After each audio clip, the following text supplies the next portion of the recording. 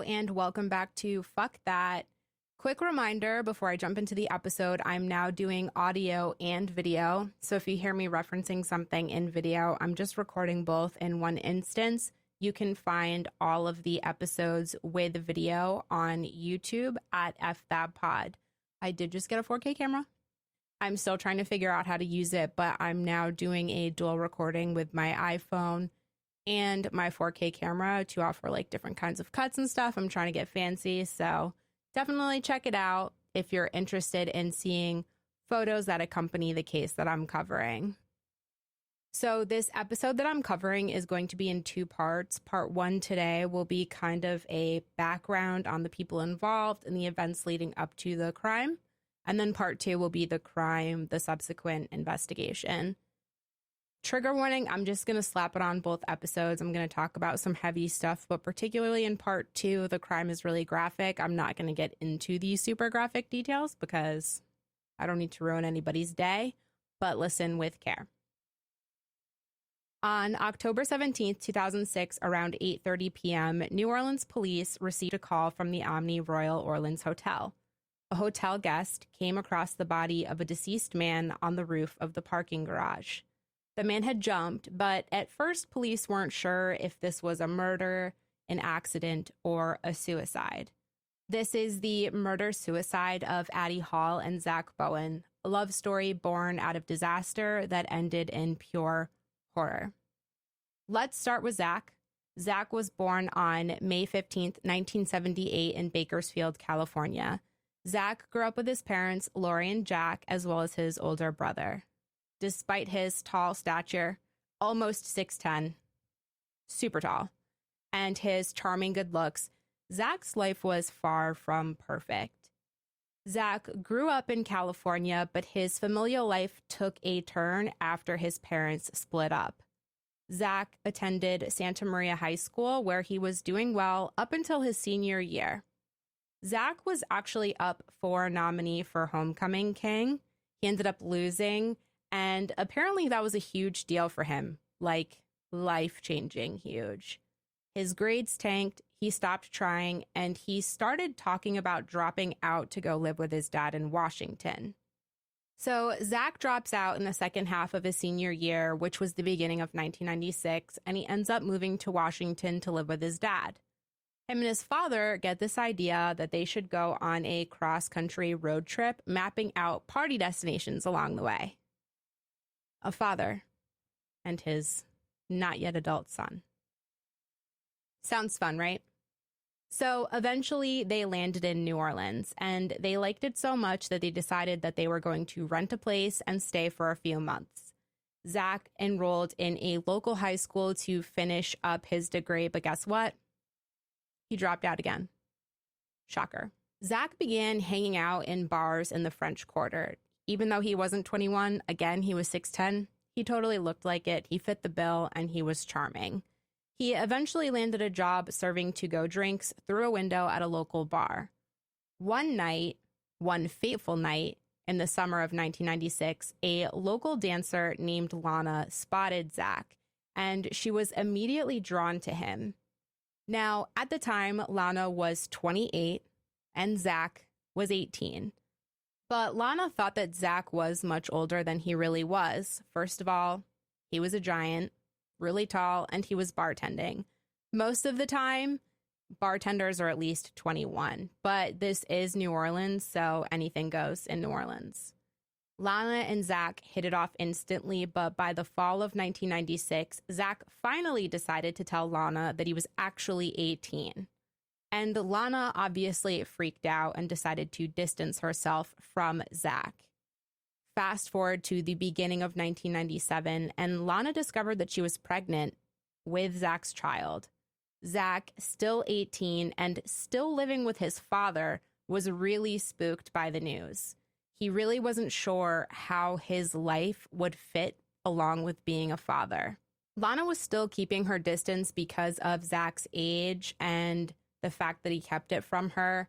And now at this point, he has clearly shown that he may not be able to handle fatherhood. So Lana decided to keep her due date private, and when she went into labor, she didn't tell Zack. and she had their child without him at the hospital on July 13th. Zack didn't even find out about the birth of their child through Lana. He actually found out through a mutual friend that called him when Lana was in the shower. And by the time she got out, Zack was there. He met his child and he instantly fell in love. Funny how that works. So meeting his child suddenly motivated Zack to get his shit together. Mostly. The couple grew closer, and by all accounts, Zack was putting in effort to be a good father and to be a good partner. Now, Zack, being the absolute Casanova that he is, asked Lana if she wanted health insurance, which this was his way of proposing. Talk about romantic. Lana accepted, and they wed on October 10th of 1998. But right before the wedding, Lana found out that she was pregnant with their second child, who was born on June 12th, 1999. So just shy of a year after the birth of their first child. And that's a lot for somebody that is Zack's age. The birth of his child again really motivated Zack to get his shit together. So he enrolled into a GED program in the fall of 1999. But this time, he did it. He received his degree in March of 2000. It's now the middle of 2000. Zack has a wife and 2 young children. He is acutely aware of the fact that he needs to provide, and that undoubtedly did put pressure on him. Lana, when they met, she was a dancer, and she really wanted to pivot away from that when she had their children. She wanted to be with her children, take care of their children, which is understandable. Zack's older brother had served in the military, so after talking it out with his family, Zack decided to head to the Army recruiting station, where he ended up enlisting into the United States Army for an 8-year term that officially began on May 24th, 4 days after his visit to the recruiting station. Those recruiters are really good at getting people to sign really quickly. Zack's military service began with a deployment to Kosovo for a peacekeeping mission on January 10th of 2001. Zack left for basic training in June for a military police school in Fort Leonard Wood, Missouri. Then he was stationed in Germany with the 527th Military Police Company, which was part of the 709th Military Police Battalion of the Army. Zack's military service began with a deployment to Kosovo for a peacekeeping mission on January 10th of 2001. Zack returned to Germany in May, but he was depressed, even though, by all accounts, nothing really happened during that deployment. He was dealing with a lot of anxiety at the time because Lana had not yet completed the necessary paperwork that was needed for her and their 2 children to leave New Orleans and move to Germany to be on base with Zack. Zack ended up returning to New Orleans briefly after having hammer toe surgery on his foot. So while he was there, he decided to finish the paperwork for Lana, and by August, the entire family is now in Germany. Everything finally felt somewhat normal for Zack and Lana, until the world decided to go up in flames. Enter 9/11 and the supposed weapons of mass destruction. Cue the impending doom music because Zack was about to be deployed, and they both knew it. By mid-January of 2003, Zack and his division packed their bags and headed to Kuwait. By March, they were knocking on Iraq's door, ready for the war that kicked off on March 19th. Now, while he was deployed, Zack worked his ass off and ended up getting promoted to sergeant in July. But here's where things took a complete nosedive. While he was deployed, Lana was diagnosed with a severe hepatitis C infection, and Zack really started to hate the whole let's go to war idea. By November of that year, Zack's unit was back in Germany, but Zack just wasn't the same. Though he never had any direct engagement with enemies in Iraq, he'd lost a fellow soldier in his unit by the name of Rachel, as well as a young Iraqi boy that he had unofficially adopted and became very close with. Zack was dealing with some heavy symptoms that indicated PTSD, though he was never formally diagnosed. And those symptoms included headaches, nightmares, the works. But despite his struggles, by spring 2004, Zack was done. and he was trying to think of a way to exit the military. And so he went about it in a way that was effective, but wasn't probably the best way. In the spring of 2004, Zack was 100% physically able to complete all of the required exercises that were part of the PT tests, but he started intentionally failing his Army physical fitness tests, failing tests in April, May, June, and July. By the fall, the Army decided that they had had enough and began their separation under Chapter 13 for unsatisfactory performance. And here's where it gets tricky. Zack's commander recommended an honorable discharge because Zack had been a superstar in the ranks before his decline. An honorable discharge for Zack meant that he could keep his benefits, which encompassed insurance, home loan guarantees, life insurance, the whole shebang. A general discharge under honorable conditions, on the other hand, could potentially strip him of those benefits, and this was evaluated on a case-by-case basis. And it would also create a job hunting nightmare for him or any other veteran under these circumstances, because this is indicative of issues during military service. Issues with the person enlisted, not the military. While Zack was navigating this mess that he intentionally got himself into, he told absolutely no one, not even his wife, Lana, because why would he do that? He signed his notification of separation under AR 635-200, Chapter 13, and agreed to the condition that he may be ineligible for benefits under federal and state law, which ended up being a thing. He was not eligible for benefits. And then he broke the news to his wife, which caused her to end their relationship. And yeah, it makes sense. I would too. Now, after Zack left the military, he spun several different stories to his relatives and other people he knew as to why he was discharged. By December of 2004, Lana had moved on and she had started seeing someone else. She ended up getting her own place for herself and the kids. And Zack found himself stuck again, living in a hotel room in New Orleans. And it was really evident to not only everybody around him, but to Lana as well, that Zack was struggling. So in March of 2005, Lana offered a temporary solution. She suggested that they could all stay in an apartment together. But the caveat to that was it wasn't a romantic reconciliation, but this was merely a way to help Zack, the father of her two children, get back on his feet. Zack obliged, even though in the back of his head, he was hoping that this would rekindle their romance, even though Lana was well out of the door and very far away. Now, Zack is struggling to find a job, and he eventually found a good gig bartending at Hogg's Bar in the French Quarter, working the graveyard shift from 2 a.m. to 10 a.m. And that's where Zack met the beautiful, enigmatic Adrienne Addie Hall. Addie was not your average girl.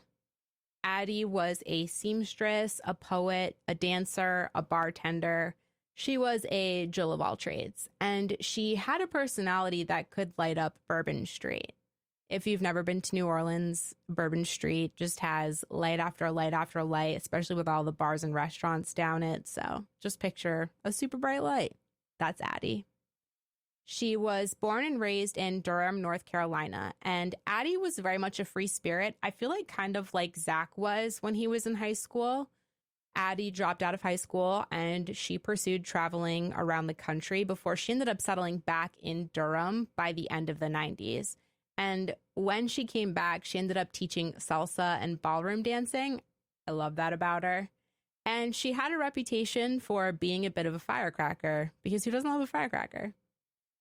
It's me. I'm a firecracker, so I also love firecrackers. By 2002, Addie felt the need for a new environment again, and she ended up settling in New Orleans. One of the things that I struggle with a lot of cases that involve domestic violence and one partner killing the other, they tend to be one-sided. They tend to be very victim-blamey, and I am not a fan of that. There are so many sources that harp on Addie's temper, and they paint her to be this absolute monster. But I just want to get real for a second. A fiery personality does not justify what happened to her. She gets murdered in a very brutal and messed up way by the person that she loved and trusted. Addie was a small woman. She was barely 5 feet tall, living alone in New Orleans, which is an intense city, and she was bartending to make ends meet. Maybe she had a temper.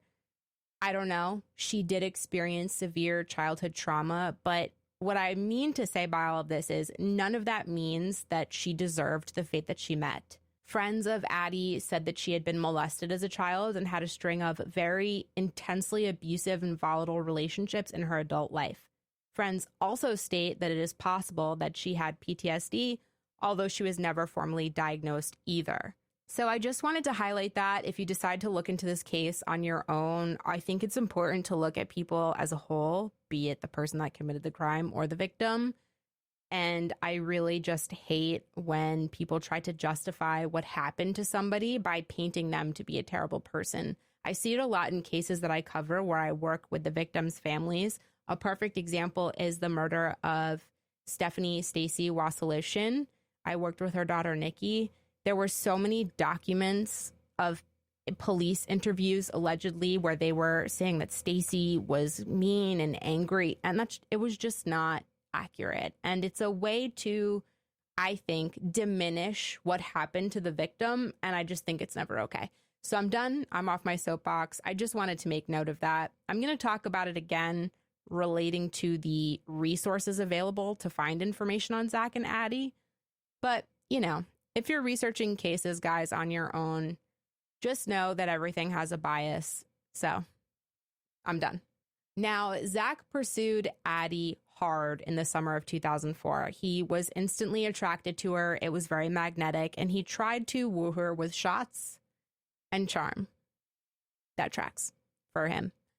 Addie, however, wasn't easily impressed. Most women fell for Zack because of his height. I'm going to segue. Okay, real quick. This is the last time I'm going to segue. If any of you are familiar with the Wade Wilson case going on right now, I've had so many people ask me to cover it, and I won't. Here's why. I see so many women on TikTok sweating this man, who has swastikas tattooed on his face, by the way. That should be your number one red flag. But it's because he's also really tall. He's 6'5". So like, oh my God, he's so tall. I can change him. He murdered 2 women and like brutally assaulted his ex-girlfriend and broke her ankle, shoving her into the trunk. It's fine. I can change him because he's so tall. This weird obsession that we have with height as women, I think we need to learn to embrace short kings. Short kings, if you're listening, I salute you. So anyway, women fawned over Zack because he was really tall and they thought that he was good looking. But Addie was not easily swayed, and I love that about her. And Addie made him work for it. But by August 2005, to be fair, it took a long time, Addie and Zack had grown very close, and they had started dating in some capacity. But life, as it does, had other plans. Hurricane Katrina was bearing down on New Orleans, and a mandatory evacuation order was issued. As Hurricane Katrina approached, Lana called Zack to see what his plans were. She was evacuating with the children and wanted to know what was up. This is her baby daddy. And Zack told her that he decided to stay with Addie, much to Lana's frustration. She was not only concerned for his safety, but she also wanted help with their 2 children during a natural disaster. She even offered to let both Addie and Zack come stay with her, but Zack refused. Katrina hit, and New Orleans was plunged into absolute chaos. Zack and Addie, however, decided to stick it out in their apartment, surviving the aftermath with no electricity and no running water. Now, I want to segue and talk about Hurricane Katrina because this is such a big, pivotal part of this case. Hurricane Katrina is what prompted Addie to ask Zack to hunker down with her. And this is really what blossomed their relationship. So we're going to talk about it. We're going to get meteorological, okay? Now, this was the storm that made Mother Nature look like she was on a serious power trip and maybe menstruating at the same time. Let's be real. Katrina decided to make her grand entrance when a tropical wave got cozy with the remnants of a tropical depression, which was Tropical Depression 10 on August 19th of 2005. By August 23rd, it had turned into Tropical Depression 12 over the Bahamas. Fast forward to August 24th, and boom, we had Tropical Storm Katrina. And this storm was not messing around. It became a hurricane just 2 hours after hitting Hallandale Beach in Florida on August 25th. After a brief moment of weakness in Florida, Katrina hit the open waters of the Gulf of Mexico and subsequently strengthened over the open water.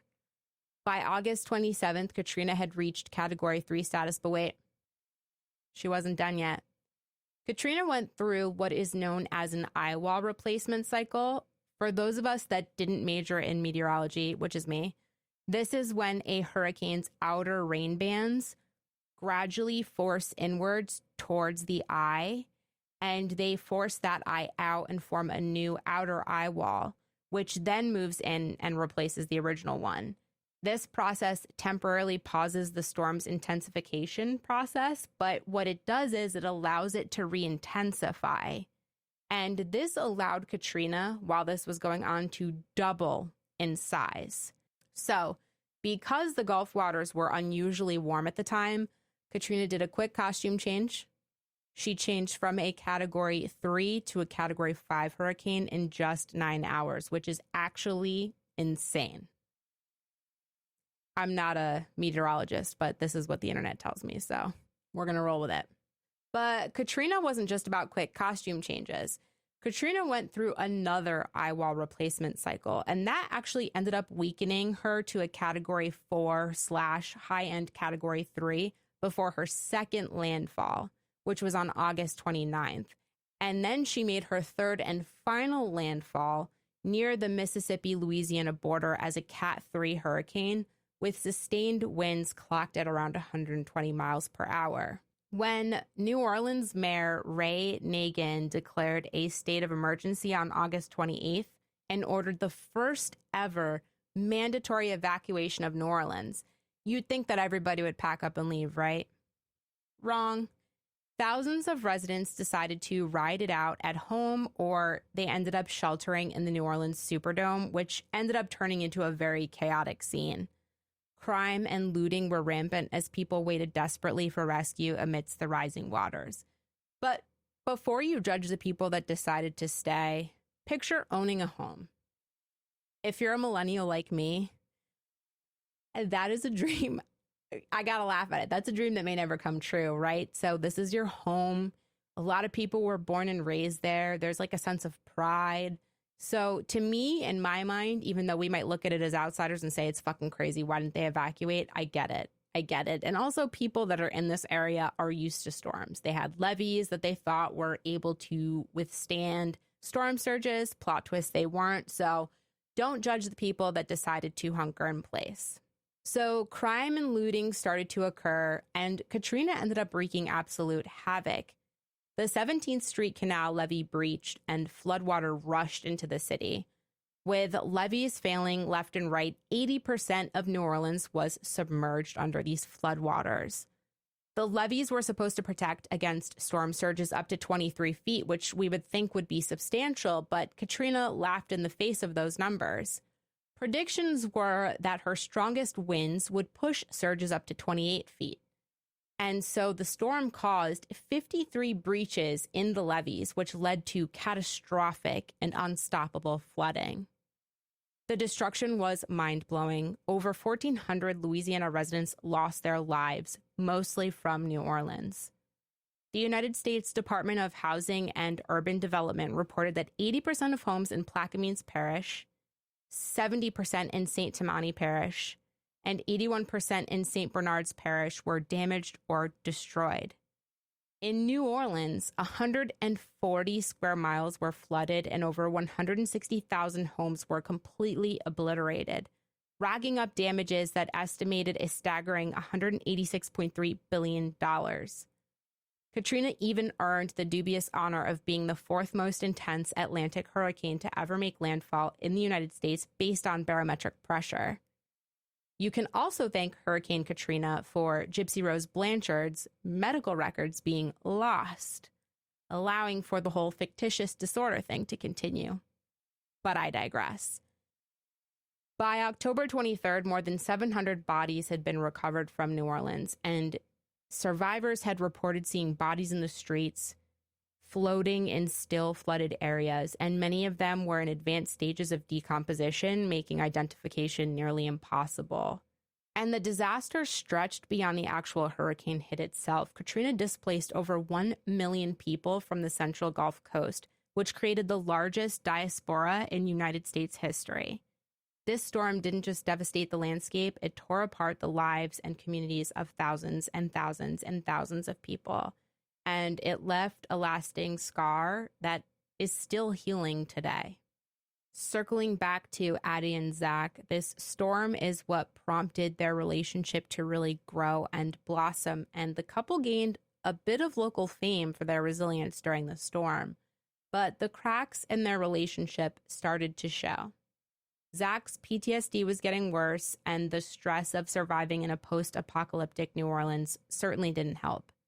Their relationship became increasingly volatile after the hurricane, with neighbors frequently hearing their explosive arguments. Zack and Addie were part of a very small community of people that refused to leave the city both during and after the storm, and these were the absolute true ride-or-die types. They spent their days cleaning up the streets, cleaning up the neighborhoods, and by night, they would serve cocktails by bonfire. Picture this: a white wooden table with folding chairs set up in front of an apartment, with two young individuals serving drinks and any canned food they had to spare to other locals. This was Zack and Addie. It was like the weirdest, in the best way, most exclusive pop-up bar you can imagine. And they got famous for this little setup, and it landed them a spot in a New York Times article that showed a photo of them hanging out outside at that infamous table. Zack and Addie were practically celebrities in post-Katrina New Orleans. And Zack and Addie loved their survivalist life. It brought them closer together as a couple. They were deeply in love among the wreckage of a devastated city. But let's be real, living in post-Katrina New Orleans wasn't all romantic bonfires, canned food, and cocktails. Zack and Addie would frequently drink and do cocaine with Zack's friend Greg, who went by the delightful nickname Squirrel. We're going to talk about him again later. Reality has a really nasty way of catching up with people. During a trip to a local grocery store to grab supplies, Addie went alone, which was unusual because she typically went with Zack. And think about it, she's barely 5 feet tall. This is a time when people are known to be desperate and they're looting. And for some reason, she was left to go alone. I will let you, as a viewer or listener, decide why that is. I think it's because Zack didn't give a shit, but that's just me. And while she went, a man attacked her and attempted to sexually assault her. And thankfully, Addie managed to get away. But let's go back to her childhood, where several people that knew her attested to the fact that she was molested in her childhood. And now she's just survived another rape attempt. Very triggering and not something that anybody should ever have to go through once, let alone multiple times in their life. And so she managed to get away, but the incident obviously left her shaken. But that was not the end of their traumas to come. The Army ended up deploying a division to New Orleans to assist the National Guard with search and rescue.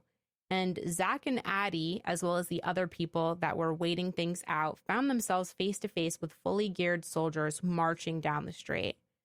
And for Zack, people that knew him attested to the fact that seeing the Army in full combat mode was an absolute trigger for him. And again, he was never formally diagnosed with PTSD, but those close to him could see it as plain as day. And they described this event as a major emotional trigger for Zack, and it made his mental state even more fragile than it already was. By Sunday, September 4th, the Superdome was fully evacuated. There were about 20,000 residents there, and many of whom ended up being moved to the Astrodome in Houston. And then on Tuesday, September 6th, Mayor Nagin announced that it was time to play hardball. He signed an order called the Promulgation of Emergency Order, which basically it meant that New Orleans police, fire, the United States military, the National Guard had the authority to drag people out of the city, drag them, whether they wanted to leave or not. Talk about a forceful eviction notice. Among the 10,000 residents who stayed behind, so not these Superdome residents, the residents that stayed in their homes that were defying orders and common sense, were our dynamic duo, Zack and Addie. But here's the kicker. The order wasn't just a power trip.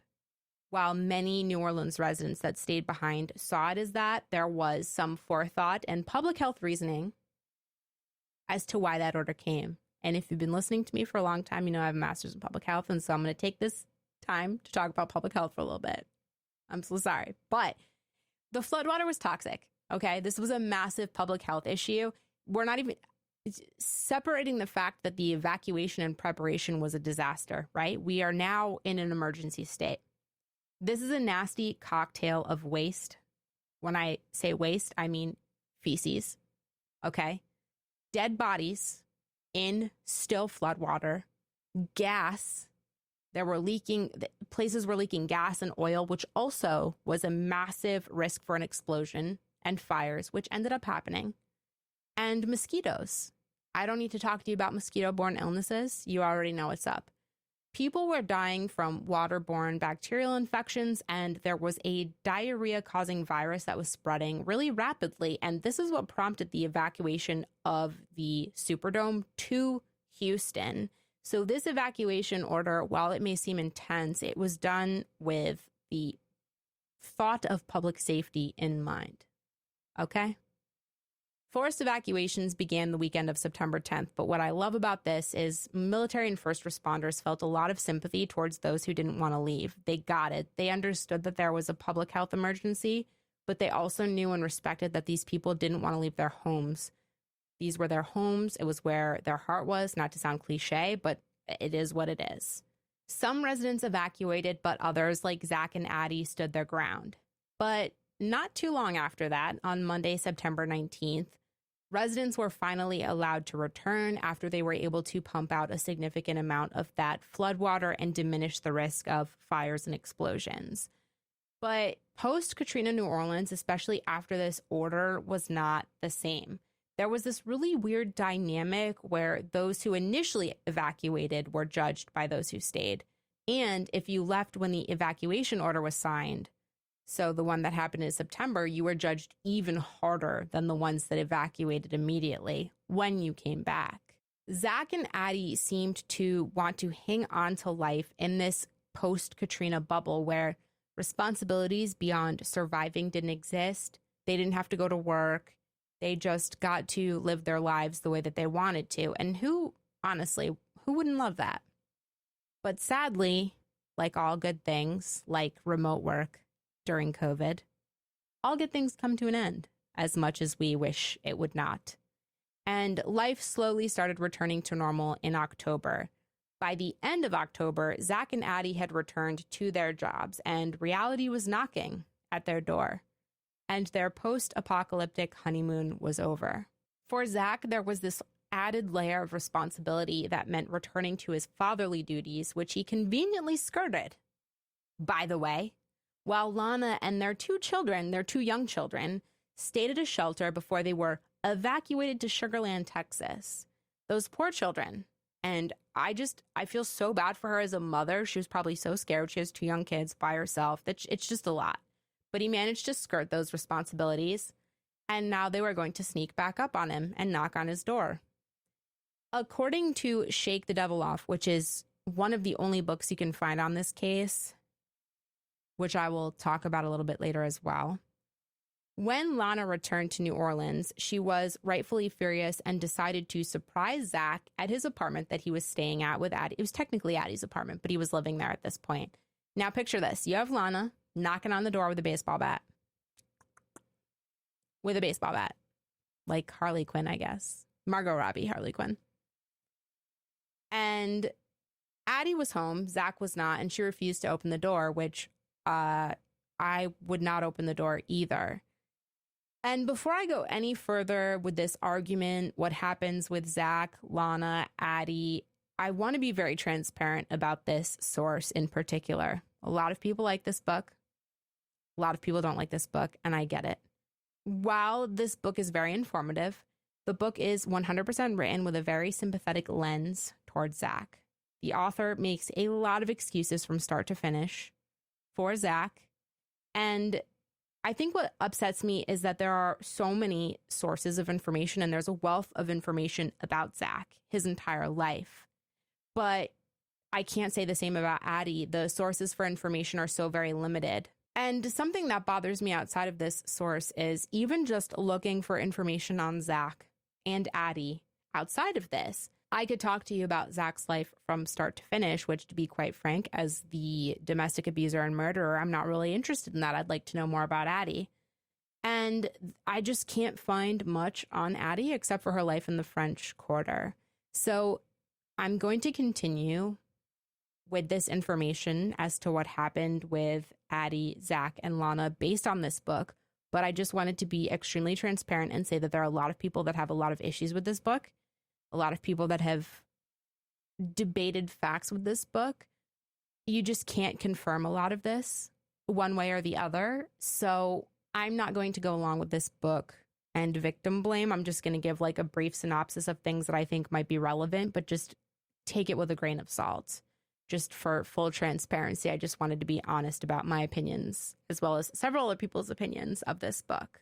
So according to this book, once Zack caught wind of Lana's visit, when it was just Addie at home and she refused to open the door, he arranged a meeting with Lana and immediately opened with, Addie doesn't ever want to see you again, which I'm not going to lie, I understand that. If some chick knocked on my door with a baseball bat, I'd be like, maybe I should not have a conversation with her. So this turned into a disagreement where Zack demanded to see his children, and Lana said, well, you have to pay child support. You haven't been there. You haven't helped me at all. I've been doing this on my own. And she also said, if our children are going to be around Addie, that's fine, but I need to meet with her. I have to meet her, which is a completely reasonable request as a mother. And Zack refused, like a little baby. But then he eventually caved. So after Zack agreed, he had worried about how he was going to bring up this news to Addie about her having to meet Lana. But when he eventually did, she seemed really excited to spend time with his children, which they agreed would be on a bi-weekly basis. And some friends of the pair said that she wanted to go and buy clothes for the kids. She seemed super enthusiastic, which really just fucking breaks my heart. And that she started talking about they were going to have a kid together. So she really was enthusiastic and happy and excited about this.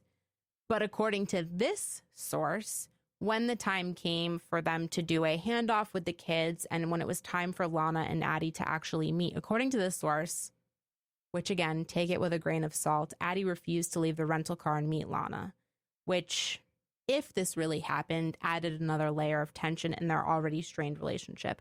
I couldn't verify this any other way, by the way. This book does a beautiful job here of making Addie look like a wicked stepmother, and I don't know if it's true or not. It could be true. It could be untrue. I don't know if it's victim blaming in the worst form. I don't know if these are things that Zack was telling to Lana because he was unhappy and he was drunk a lot. So suffice it to say, Zack's returning to fatherly duties, life for the couple returning to normal, stress in the relationship between Zack and Addie. Things were getting tough for both of them, and I will leave it at that because that I know to be true. As the couple fell back into normal life, there was a lot of partying that was intensifying, drinking with friends, and then now cocaine was being used a lot. And by the end of 2005, Zack and Addie were arguing constantly. And at this point, Zack was venting to his friends about Addie nonstop. And so at some point, he decides that he's going to go out to Portland to spend some time with his father, who is no longer in New Orleans. Zack came back in the spring of 2006, and the couple reunited and seemed to be on good terms. They hadn't seen themselves for a while, so this is just always how it goes. But come summer, things went south again. And at this point, Zack started cheating on Addie because, of course, adding infidelity to an already volatile mix is always a really stellar idea. In the beginning of October, Zack and Addie began to look for another apartment after the one that they lived in during and post Katrina. And they did this in the French Quarter, which was where their other apartment was. They stumbled upon 826 North Rampart Street, which was a charming cottage with a for rent sign in the front. Owned by former New Orleans mayoral candidate Leo Watermeyer, the first floor of the cottage housed the cultural center of Priestess Miriam Chamani's voodoo spiritual temple. Zack and Addie loved the place, and they decided to rent the $750 one-bedroom apartment. But by October 4th, Addie was already knocking on Leo's door, their landlord, asking for a 6-month lease, but in her name only. Why? Because Addie found out that Zack was cheating on her. And once Zack discovered this, the couple's arguments escalated to a whole new level that they had never reached before. On Thursday, October 5th, Zack showed up for his morning shift at Matassa's bar looking like absolute shit. A friend of his asked what was going on, and Zack spun a tale of how he and Addie had broken up. She'd stolen a bunch of money from him. She packed up her bags and she headed back to North Carolina. By Sunday, October 8th, Zack met Lana at Matassa's so he could see his kids, which is sick. He asked if, after he worked on the apartment, which, if you haven't been able to guess by now, is where he took Addie's life, after he worked on the apartment, if the kids could stay with him the following weekend. He even gave Lana some cash for child support as a motivating factor. She eventually agreed, and that evening, Zack, instead of cleaning out the apartment because this man doesn't do what he says he's going to do, he spent a chill night at the Hustlers Club on Bourbon Street because who doesn't love a good lap dance? Zack continued to live his life like he's golden for several more days. Around 4 p.m. on Tuesday, October 17th, just about 2 weeks since Addie had allegedly left Zack, Zack made his way to Squirrel's house. I mentioned Squirrel earlier in the episode, and his apartment was in the lower French Quarter. Picture this, Zack is pounding on the door to wake Squirrel up for another round of this never-ending party that he's been living for years. And the two had history. They served in the military together. But for the past 2 weeks, Zack has been on this epic bender, raging through New Orleans like a man possessed. He'd been throwing back insane amounts of Jameson shots, hitting up strip clubs, and basically living a life that would make Ron Jeremy jealous, probably. During one of these drunken escapades, Zack had confided in Squirrel that Addie had ripped him off and vanished with his money, like he told a million other people while he was on this weird bender. But Squirrel needed a break and he needed some sleep. And so Zack left Squirrel's place and he headed over to the Omni Royal Orleans Hotel on St. Louis Street. He took the elevator up to the 7th floor, aiming for the observation deck next to the La Riviera's rooftop pool bar. I'm going to pause here real quick because I have a great story. Okay. I went to New Orleans for the first time. There has been no second time, but I would love to go back. In 2018, and I had an Airbnb, and it was, I think, right across the street from this hotel. First night I'm there, I go to the bar, and I'm drinking, da-da-da-da. The bartender's asking, oh, we're from, New England, da-da-da-da. Never been here before. And he goes, do you guys want to be in a photo shoot? And me and the person I'm with are like, what? What are you talking about? He's like, oh, no, my boy just opened up a restaurant called Cuñada, and it's a Mexican place, and they're looking to do photographs. They're going to be serving food and drinks, and they're just looking to take photographs for a magazine and stuff. So without hesitation, we agree to go. First day in New Orleans, we don't know anybody there, and I'm just like, yeah, let's just jump into a random Uber and go to this place, which happened to be in the French Quarter. And anyway, we ended up getting free food and drinks the whole night. I have some funny videos that I can share. It was just so random. It was a legit photo shoot. But anyway, I went to this bar, and sadly, I have really fond memories of this bar, and I had not heard of this case when I went there. But when I was researching this case and I was looking at pictures of this bar, I was like, are you fucking kidding me? This is the place where I literally got this weird offer that could have resulted in me getting kidnapped to go to some random place in the French Quarter to take photos for a new restaurant, which ended up working out well. And it was just weird. But there is a positive memory, at least for me, at this place, because I'm about to get really sad and negative. So Circling back. So a local Latin dance band was setting up to play, and Zack opened up a tab and started drinking by the pool. He was taking several shots of Jameson. He loves Jameson. He is a creature of habit. Smoking a little bit, and Zack was in his element, soaking up his surroundings. But as the hours continued to pass and the alcohol flowed, Zack's demeanor began to shift, and the bartender noticed that Zack was pacing around the perimeter of the pool and that he seemed to be looking more and more anxious. By this point, Zack had been drinking for several hours and his tab was hefty, so the bartender was understandably nervous that perhaps he wouldn't pay his tab. And turns out, Zack wasn't planning on settling that bill, and the bartender's suspicions were right. Zack left his tab behind and made a decision that would shock everyone.